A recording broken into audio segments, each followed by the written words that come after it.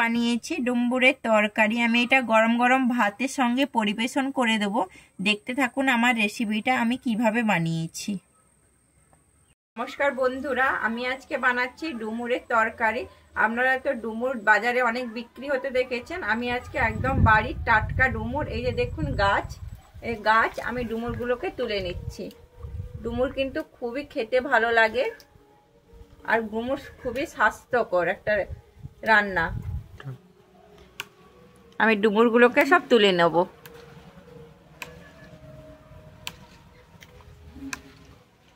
কত ডুমুর হয়েছে গাছে।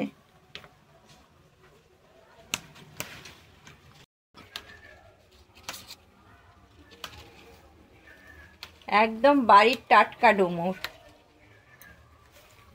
পেড়ে নিয়ে চলে এসেছি। এই যে দেখুন ডুমুর, আমি এবারে ডুমুরটাকে কেটে নিচ্ছি। ডুমুর কিন্তু কাটা ঝামেলার জন্য অনেকে কিন্তু রান্না করতে চায় না, কিন্তু ডুমুর কিন্তু খুবই একটা স্বাস্থ্যকর রেসিপি। আমি ডুমুরটাকে এইভাবে দুপাশে আগে কেটে নিচ্ছি, নিয়ে ডুমুরের যে উপরের যে আস্তরণটাকে আমি কিন্তু তুলে নেব। ভিতরের বীজটা কিন্তু খায় না, ওইটা কিন্তু বালির মতো কিচকিচ করে। এই দেখুন আমি এইভাবে কেটে নিচ্ছি।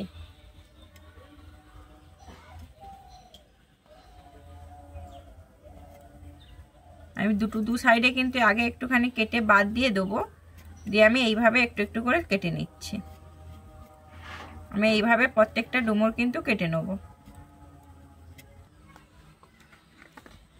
ডুমুর কিন্তু খুবই আয়রন থাকে ডুমুরে, আর ডুমুর খেতেও খুবই ভালো লাগে। আমি ডুমুরটাকে কেটে নিয়েছি, এই যে এইভাবে কেটেছি। আমি এটাকে নুন জলে 10 মিনিটের জন্য ভিজিয়ে রেখেছি, যে কষটা বেরিয়ে যাবে। আমি এবার এটাকে সুন্দর ফ্রেশ জলে ধুয়ে নেব। ধুয়ে নিয়ে আমি এটাকে বয়েল করে নেব। আমি এটাকে সেদ্ধ করে নেব, তাই জন্য আমি জল দিয়েছিলাম। আমার জলটা গরম হয়ে গেছে, আমি এবার এটাকে দিয়ে দিচ্ছি।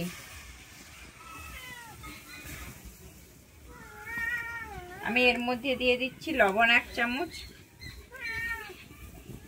আর দিয়ে দিচ্ছি হলুদ 1 চামচ। আমি দিয়ে এটাকে এবারে নুন আর হলুদটাকে দিয়ে কিন্তু ভালোভাবে মিশিয়ে নিচ্ছি। এবারে আমি এটাকে ঢেকে দিচ্ছি 10 মিনিটের জন্য। 10 মিনিট হয়ে গেছে, আমি ঢাকনাটা খুলে দেখছি।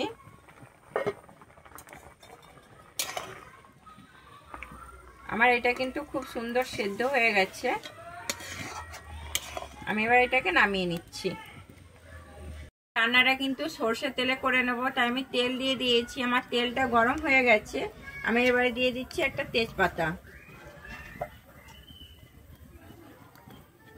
আমি তারপরে দিচ্ছি এখানে এলাচ নিয়েছি 3টা, লবঙ্গ আর দারুচিনি। আমি এরপরে দিয়ে দিচ্ছি গোটা জিরে 1 চামচ। আমার সবগুলো ভাজা হয়ে গেছে। এরপরে আমি দিয়ে দিচ্ছি পেঁয়াজ। আমি এখানে 2টো পেঁয়াজ দিচ্ছি। আমি পেঁয়াজটাকে কিন্তু লাল করে ভেজে নেব।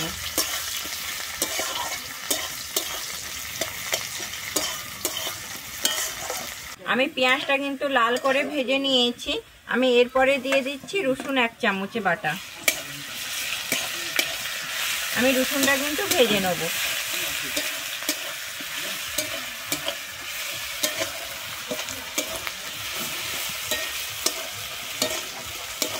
আমার রসুনটা ভাজা হয়ে গেছে। আমি এরপরে দিচ্ছি আদা বাটা 1 চামচ।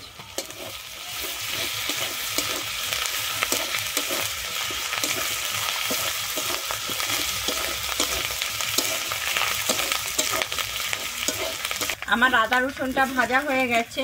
আমি এরপরে দিয়ে দিচ্ছি 2টো চেরা কাঁচা লঙ্কা। আমি এরপরে দিয়ে দিচ্ছি একটা কুচানো টমেটো।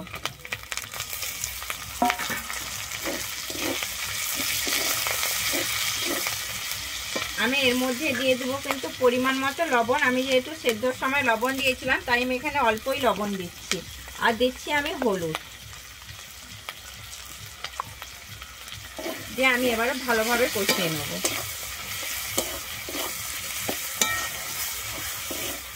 আমার টমেটোটা কিন্তু ভাজা হয়ে গেছে, টমেটোটা সেদ্ধ হয়ে গেছে। আমি এরপরে দিয়ে দিচ্ছি ঝাল লঙ্কার গুঁড়ো 1 চামচ। ঝালটা আপনারা আপনাদের পরিমাণ অনুযায়ী দেবেন। আমি এরপরে দিচ্ছি কাশ্মীরি লঙ্কার গুঁড়ো 1 চামচ, আর দিচ্ছি আমি এখানে জিরে গুঁড়ো 1 চামচ, আর দিচ্ছি ধনে গুঁড়ো 1 চামচ। দিয়ে আমি আবারও কিন্তু কষিয়ে নেব ভালোভাবে।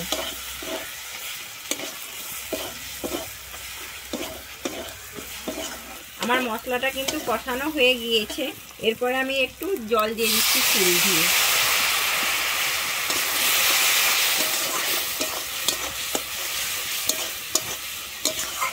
আমি এরপরে দিয়ে দিচ্ছি চিনি।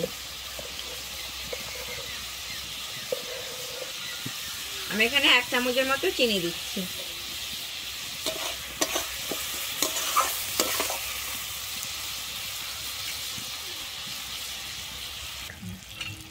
আমার মশলাটা কিন্তু খুব সুন্দর কষানো হয়েছে। আমি যে জলটা দিয়েছিলাম আমার জল থেকে তেল ছেড়ে দিয়েছে।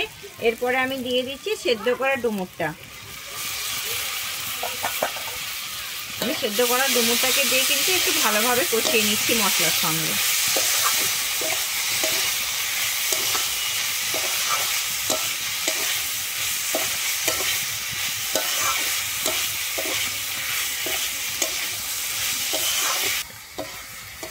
আমার কিন্তু এটা কষানো হয়ে গিয়েছে। আমি কিন্তু এটা শুধু এমনি করছি, আপনারা চাইলে আলু দিয়েও বানাতে পারেন। আমার যেহেতু ডুমুরটা বেশি ছিল তাই জন্য আমি ডুমুরটা এমনিই বানাচ্ছি। আমার এটা কষানো হয়ে গিয়েছে। এরপরে আমি দিয়ে দিচ্ছি অল্প পরিমাণে জল।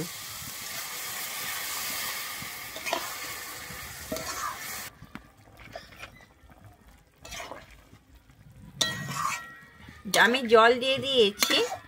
আমি এরপরে দিচ্ছি ধনেপাতা কুচি, আর দিচ্ছি আমি গরম মশলা গুঁড়ো।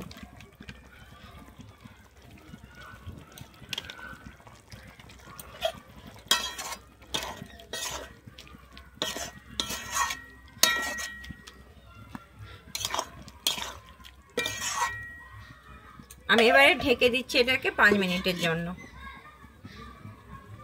5 মিনিট হয়ে গেছে। আমি ঢাকনাটা খুলে দেখে নিচ্ছি। আমি যে জলটা দিয়েছিলাম জলটা কিন্তু মাখো মাখো হয়ে গিয়েছে, আর আমার তরকারিটাও কিন্তু হয়ে গেছে। আমি এবারে এটাকে নামিয়ে নিচ্ছি। হয়ে গেছে ডুমুরের তরকারি। আমার যদি এই রেসিপিটা আপনাদের ভালো লেগে থাকে তাহলে আমার চ্যানেলে লাইক, শেয়ার, কমেন্ট ও সাবস্ক্রাইব করে দেওয়ার অনুরোধ রইল।